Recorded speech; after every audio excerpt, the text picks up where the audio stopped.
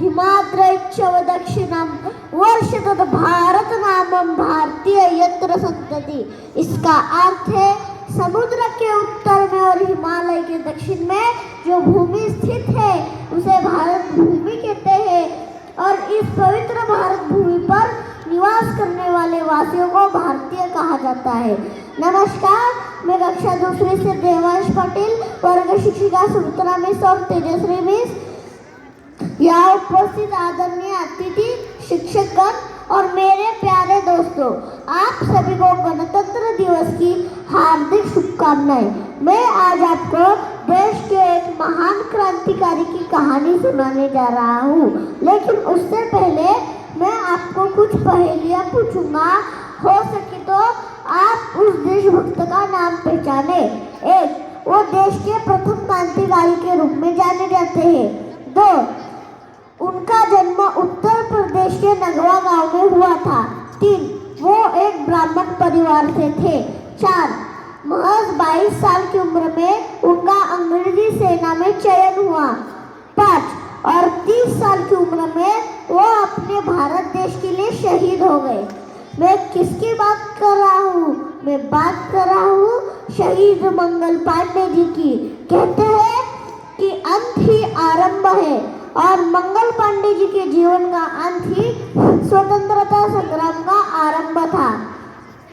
जैसा कि मैंने अपने पहले में बताया कि उनका जन्म 19 जुलाई 1827 में उत्तर प्रदेश के बलिया जिले के नगवा गांव में एक ब्राह्मण परिवार में हुआ था। उन दिनों में उनका परिवार गरीबी से जूझ रहा था, इसीलिए महज 22 साल की उम्र में वो ईस्ट इंडिया कंपनी की सेना में शामिल हो गए। उनकी भर्ती बंगाल इन्फेंट्री की 34 बटालियन में हुई थी। इस बटालियन में अधिकतर ब्राह्मणों की भर्ती होती थी। अंग्रेजी शासन ने इस बटालियन को एनफील्ड राइफल दी थी, जिसका निशाना तो अचूक था, लेकिन इस बंदूक में गोली भरने की प्रक्रिया बहुत पुरानी थी।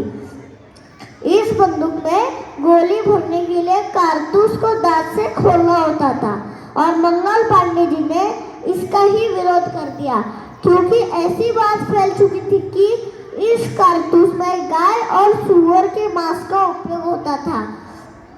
इसी वजह से उन्होंने अपने अन्य साथियों को भी इसका विरोध करने के लिए प्रेरित किया। मंगल पांडे जी का यह विद्रोह अंग्रेजी हुकूमत को पसंद नहीं आया और उन्हें गिरफ्तार कर लिया गया और उन्हें 8 अप्रैल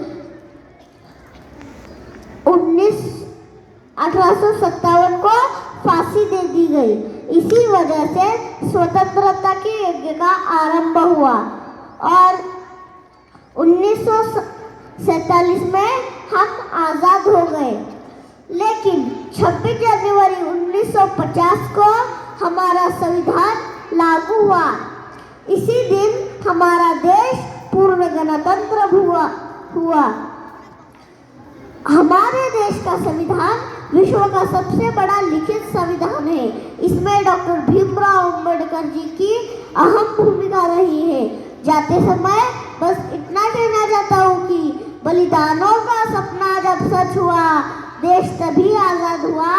बलिदानों का सपना जब सच हुआ, देश तभी आज़ाद हुआ। आज सलाम करें उन वीरों को जिनकी शहादत से ये भारत गणतंत्र हुआ, ये भारत गणतंत्र हुआ। जय हिंद, जय मां भारती। वाह, सुंदर, वाह।